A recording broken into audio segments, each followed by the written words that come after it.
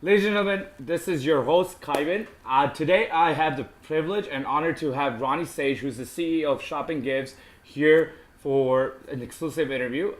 Ronny, first of all, thank you so much for being here. Thank you so much for your time. Appreciate you having me. And thank you for being here again. Ronny has started off in, I would say you were in affiliate marketing, and then you moved into agency side of it, and then you helped grow some of the top brands right now in agencies as well, and now you kind of went and started your own thing, which is ShoppingGives. I'd love to know like what ShoppingGives is, and what's it all about, what do you guys stand for, and what your mission is. Sure. Well, thank you very much for having me. ShoppingGives, our mission is to turn everyday shopping into fundraising. Every year, this coming holiday season, over $91 billion will be spent in retail. To drive those retail sales, going back to what you just said, my affiliate experience, over $7 billion will be paid to drive those sales to the different top retailer websites. Okay. Our core offering at ShoppingGives is tapping into those $7 million and really enabling, whether it be communities, families, or individuals, the opportunity to reach their financial goals through everyday shopping. So we take a percentage that is provided normally back to those different website publishers, and we give that back to these communities and individuals. Understand. So what you're saying is that you guys give X percent back to the community or to a campaign where someone wants to raise money for certain causes. Exactly. or any of those things, right? Exactly. So an individual or a group could come on, they could sign up, create a campaign. It's their mission, their logo. They invite their team.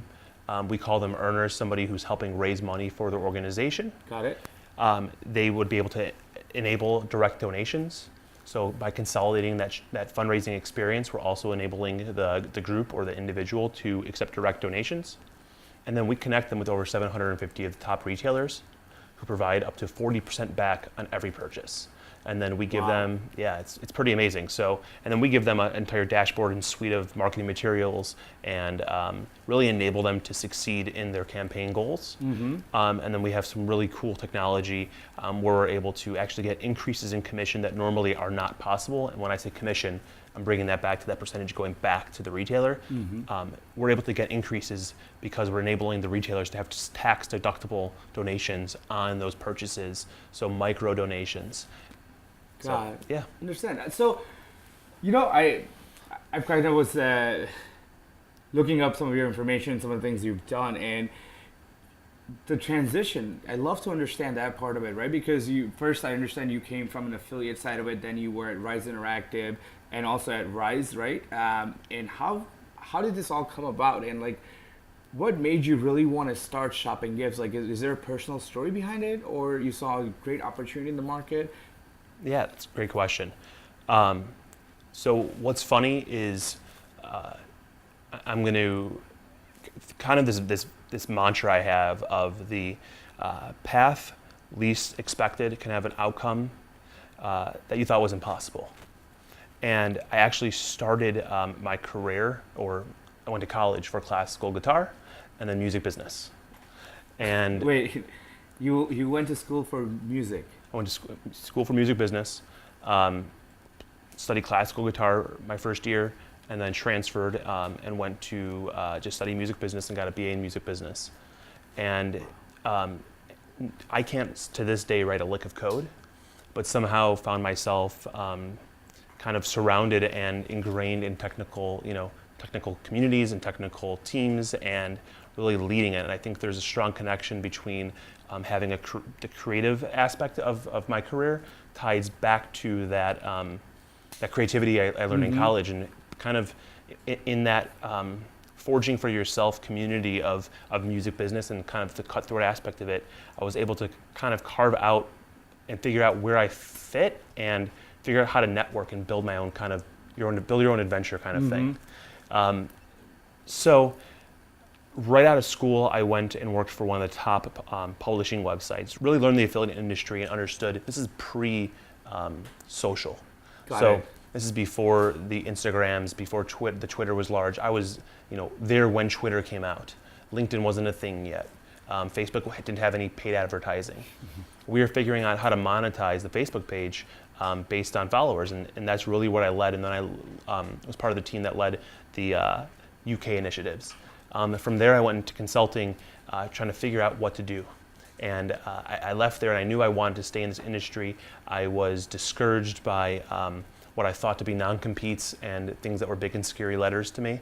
And so I did a consulting age. I started my own consulting, and I actually found my way into what is now Raise.com. And I was the 7th or 8th employee there, sat next to the CTO, worked with the COO and with the CEO, and really figured out how to monetize their platform within the affiliate space, trying to figure out how to procure these large retailers, and doing some really innovative things with payment processing at that time, kind of with what was called the stored value. So I learned the gift card, I learned the affiliate space. Mm-hmm. From there, I actually got recruited to an education network where we were building out content websites for educators, expanding our cost of content development subsidized by nonprofit education. Mm-hmm. Learn more about these educators, figure out what they were trying to learn, why they were trying to learn it, recommend content to them, and then recommend them a college program.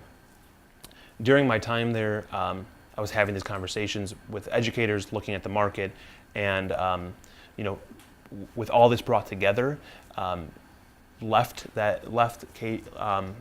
K-12 education and went to my first agency. I was doing more of a brand side management. They were an experiential agency and branding agency. I was managing the digital P&L. During my sprint at this first agency, was very retrospective. I was taking all these different aspects I had learned in digital. So all this direct response marketing and figuring out kind of how to manage a team. When I was at K-12, I was learning how to manage a team, and throughout this path so far, I had come in touch and learned a ton from different types of managers. And I've learned what kind of managers I didn't want to be necessarily. Mm-hmm. This is by no means to say that these were not great individuals, but I definitely learned what kind of person and what kind of manager I aspired to be when I had an opportunity to be that manager. And I think that really I was enabled to do that, and it was given a strong foundation to do that at this first agency. It was called Idea Booth. Mm-hmm. There was a lot of co-learning and co-collaboration, and I was given that platform to really propel my team growth and what I wanted that to be. So we built that up, and in my last 6 months there, not knowing it was my last 6 months, started doing user research. I hired a user research firm to figure out I had this this concept. Okay. Before I started at this agency, I had this idea of what I thought it could be. And when I say could be, I mean talking about ShoppingGives. And this was just a vision at this point. You just, in your mind, you had a vision that I feel like there's something here. Before I went to Idea Booth, okay, I had left. I had started consulting again. It's what you do when you got to figure out what you want to do. Is you put a price on your hours and you consult. Yep. So I started consulting for technology. I went to one of my closest friends, and I told him that I had this idea of what I thought it could be. At that current time, all these websites, you're familiar with, obviously you're an expert in digital strategy, this is before Google had consolidated their algorithms, and they had this content, content was king, mm-hmm. content density was king, and everyone was focused on everything back then. What we did was we broke down this conglomerate, and we said, we're going to silo out the content.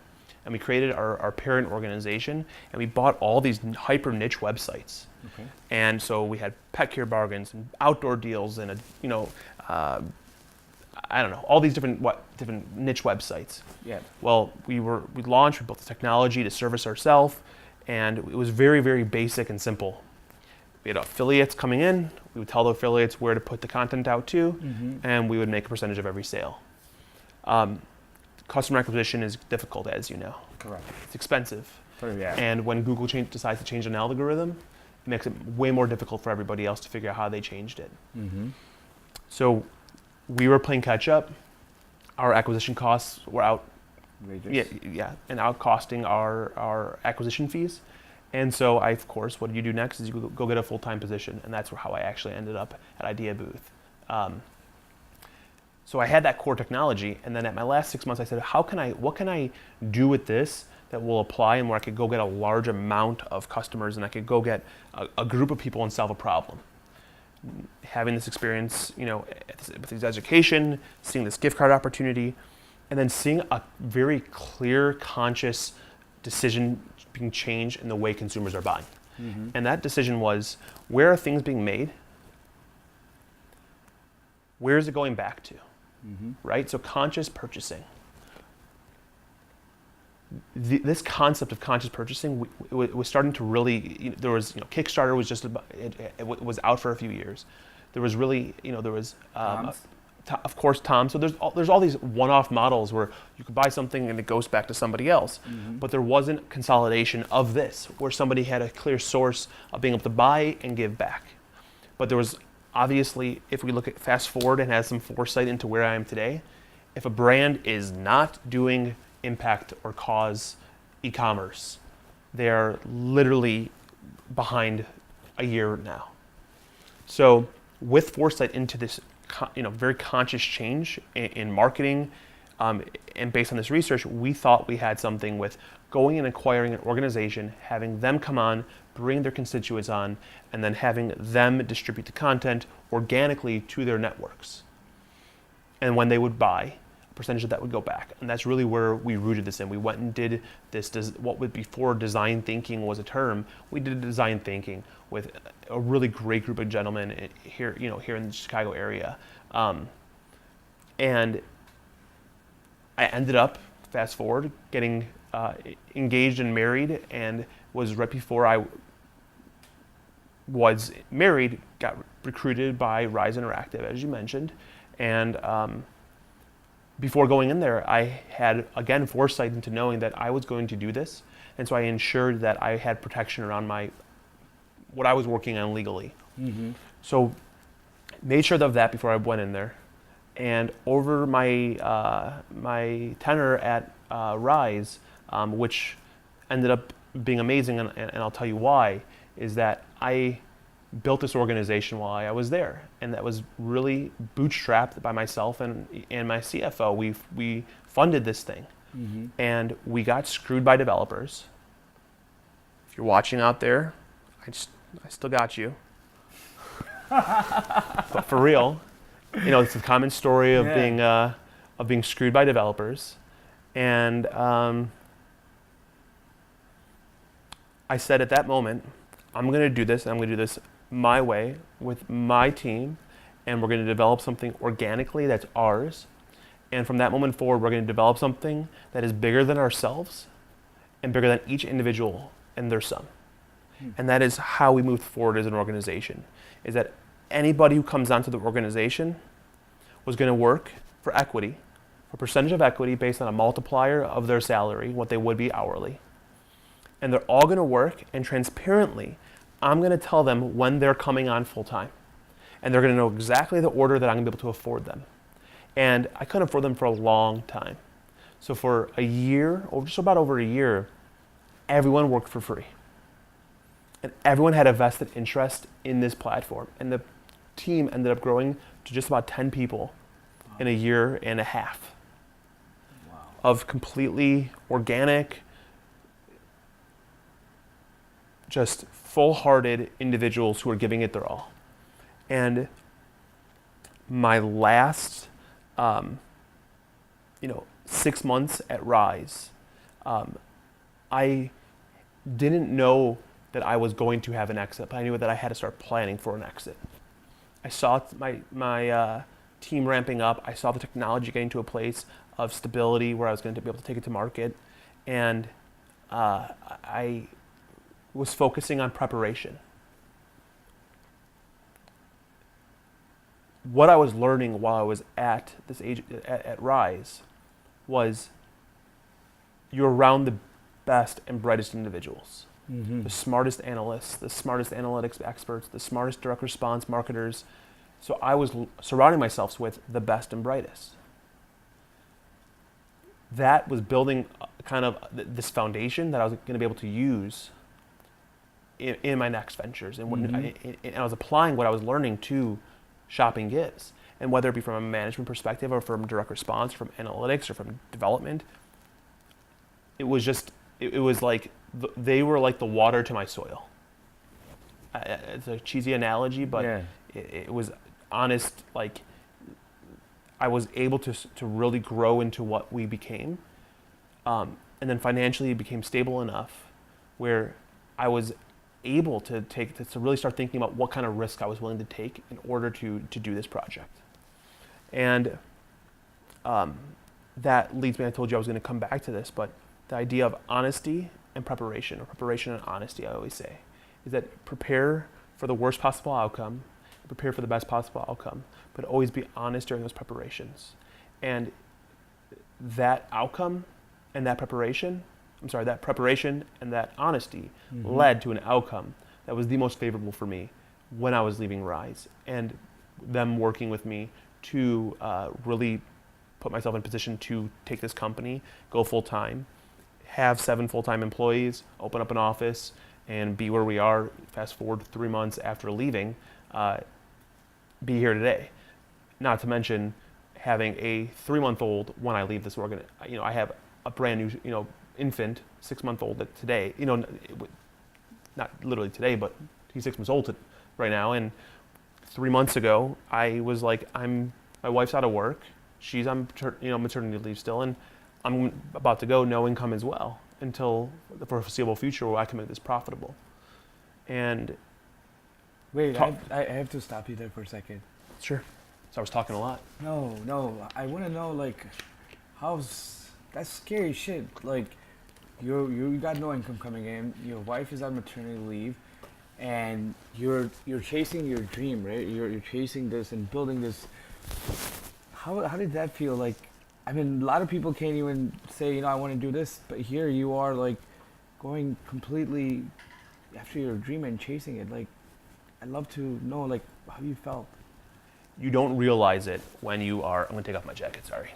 Yeah. Luckily I have a supportive wife. I don't think you realize when you're going into business that if you have a spouse or a significant other, that they are part of your business and they're a partner of yours. Luckily, she's extremely supportive, and a lot of times that's my biggest challenge is, of course, you have all the staff and all the individual emotions and all the things that are important to your business to run it, and then you have to manage your at home, and that being a father is a very different responsibility than being a husband. And you sometimes get those mixed up and think that being a good dad is being a good husband, and it's not, which is extremely challenging and uncomfortable, and being selfish never goes away.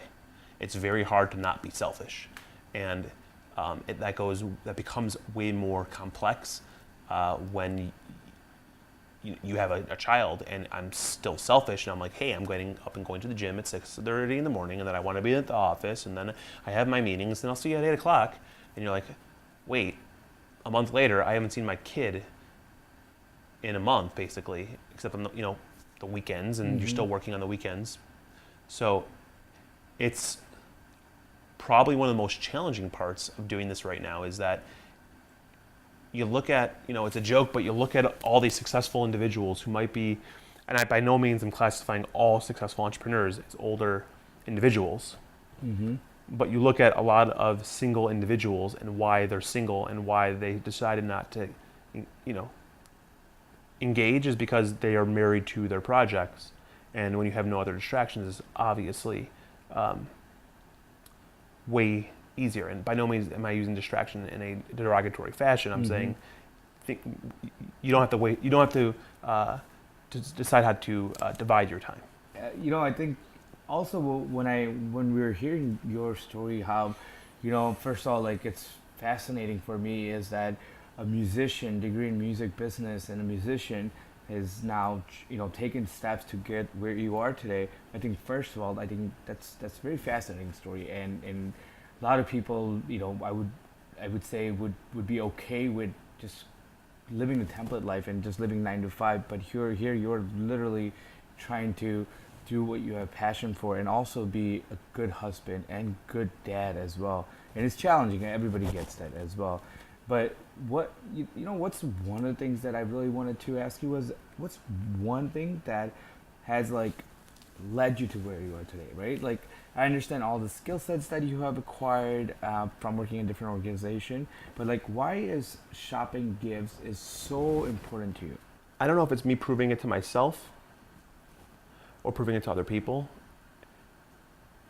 I believe that I have been turned down enough by enough people, whether it be investors, business opportunities, clients, women, whatever, that I know how to manage my ego, but of course you still have an ego. And my ego is part of my psychology now, right? Like, as in everybody else. Mm-hmm. Had a horrible learning disability as a kid. I couldn't read till I was in 3rd grade. So I was placed in all of the learning disabled, throughout high school. Couldn't do standardized testing. I was horrible. I would get sick to my stomach because of it. And I did horrible at my ACTs. The only reason I got into school is because I had music or because I joked that they had a spot to fill. But I was horrible at spelling, horrible at, because I couldn't read, it became perpetual for everything else that I had issues with in high school. And I found music as a outlet. Mm-hmm. I actually found dancing. It's not like I would dance in high school for whether it be the choral, like show choir was the thing in high school, and I found that as my outlet. And probably one of the most challenging parts of, it's interesting because I literally have PTSD about this today, is that I was in the wrong place at the wrong time. I made some bad decisions earlier on, my junior year, which then, if you got in trouble twice, you were basically in trouble. And then my senior year, and think about this. This is over 10 years ago. And this still changed the trajectory of my future so much, because I got in trouble a second time and got kicked out of everything I really rooted me in high school. And that helped define what I was going to do. And I actually had a teacher in high school who said, Ronny, I said, I want to be a veterinarian. She goes, no, you don't. You want to be in music. Do you know what music business is? And I said, no idea. And I believe her name was Miss Stencil. But that moment when she said, you're going to be in music, and I went and looked at music, and that changed the trajectory. Because I thought I had lost music after I got in trouble. Because I got into music school, because I didn't join the fraternity and everybody else did, because I then transferred, and because the music program required you to find your own path, and it wasn't as defined as I could have potentially been, I had to find my own path in business, and I started literally promoting nightclubs to pay my way through college. And that is how so all these sequential things, which then my path in the nightlife industry then led me to meeting my first position out of college, like at that publishing place. All these sequential steps that you don't realize were related to each other are all transcendental in some degree. Like, they all are mutually exclusive, but all are part of the same. And it's crazy because if any one of those sequences would have been off, I would have never been where I am. And I would have never met the people I would have never met my wife, I would have never found my job, and I would have never gotten into technology. So it's kind of how everything's come into place that I am where I am.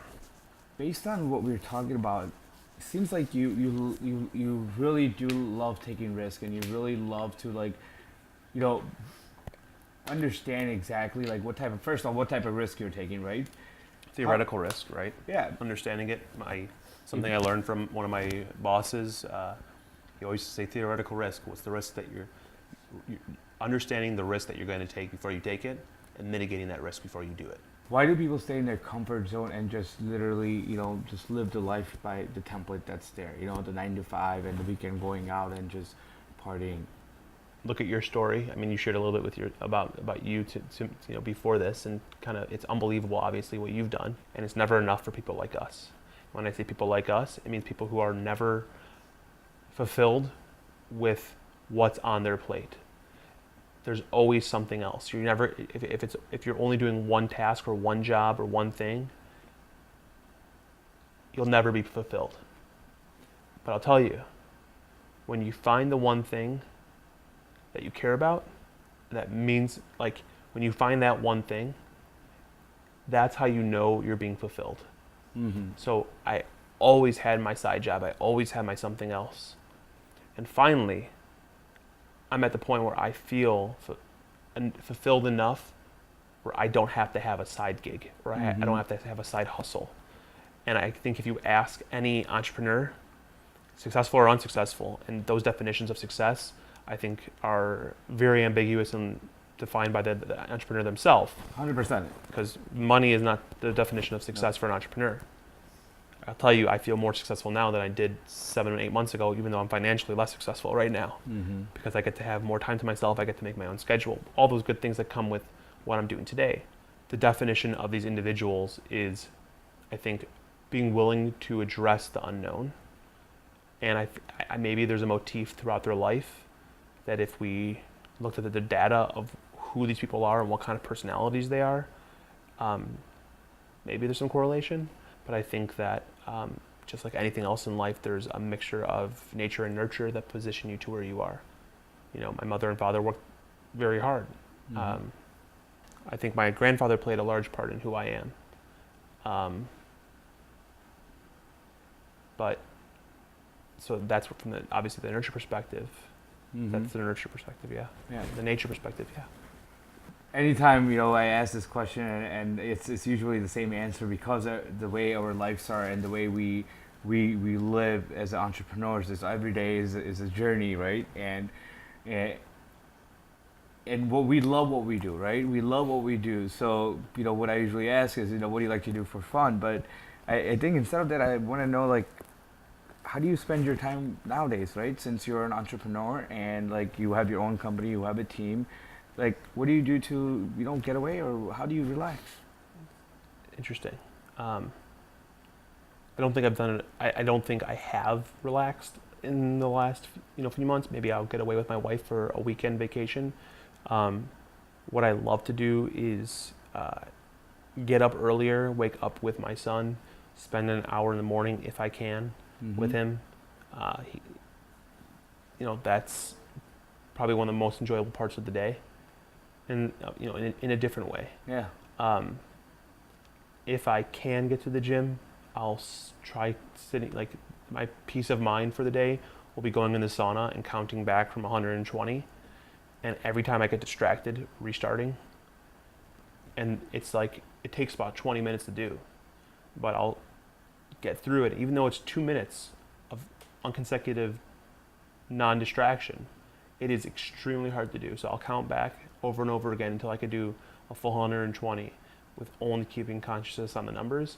And that is probably one of, like, the few times of my week, if I get there, that That's very interesting. I'm gonna have to try that, because you're right. The distraction portion is very, very. your mind wanders. Yeah. And you can't, when you let go of that control of it, it starts to wander. But focusing on that is very difficult. With all the stuff that you've done, where do you get your education from? I'd love to usually ask, is there like one book that has made a huge impact on your life or on your journey? I listen to a lot of audiobooks. Okay. I spend an hour in the car each day, commuting from home, from the suburbs to the city. Mm-hmm. So I listen to a lot of audiobooks. And part of my learning disability, some people think this is comical, but still I listen to books while I read. So you listen to books while you read? Right, literally like a third grader. So I'm Okay. able to listen and read, and I comprehend the words because I'm an audio and visual learner, so I like to see. I digress, but it works. Don't be ashamed to try it. Mm-hmm. But I'm trying to think which book it was, but there's two that stand out, and one is I'm going to have to reference the name, but the concept of how you approach people is that you put them in a box or out of a box. Mm-hmm. And I don't remember the name, so you could do some annotations to this video if you'd like. For sure. But the concept is you build relationships with people, you come up with notions about how those people are going to respond to you. Mm-hmm. And then the way you're going to start approaching them is in anticipation for that response. So if you have a good outcome with that individual or you have a good relationship, you're going to respond to them, you're going to pick up the phone to them, and you're going to engage with them in a way that is positive with anticipation for a positive outcome, and vice versa. And when that happens from both ends, the outcome is catastrophic. Mm-hmm. And so the message is how do you think and put somebody outside the box and get every conversation before you consciously engage, make the decision to take them out of the box. That is actually a very interesting way to actually look at it and try to understand that portion of it. But I'm even more intrigued that you actually read and also listen to it as well. I'm definitely going to have to check that out as well. And one thing, what we love to do here is, Ronny, anybody that sits into this couch here and talks about, their journey and how uncomfortable they were and with everything they have gone through, one of the things that we want to do is we really want our audience here to really know what's that one thing, that one message you want them to know, like everybody's out there is going through something in life, struggling, depression, anything. Like, what's one thing that you really want to tell the audience that's watching this, right? Like, from your heart, like really, really deep, like what is that one thing? So I think I said this when I started, but the path you least expect can have an outcome that you thought was impossible. And I think that in my life, that holds very true. And I think that if you all look at where you are today, and what has taken you to where you are, you might not realize that at this moment or snippet in time, why it's happening or the value that it's happening, whether it's good or bad, or the huge highs and the extreme lows. Each one of those plays a role in something that you can't anticipate. All you can do is be conscious about when it's happening, acknowledge it, and learn from it. And the outcome is going to be something that you can't even imagine in this moment today. This right now has been one of the most challenging years of my life for various personal reasons, from family to friends to work to child. And I think that as a culmination of it and these highs and lows, what excites me the most is the opportunity and what literally brought us together. I had no idea I was going to be sitting here 4 days ago, but We didn't even know each other until a week and a half ago. right.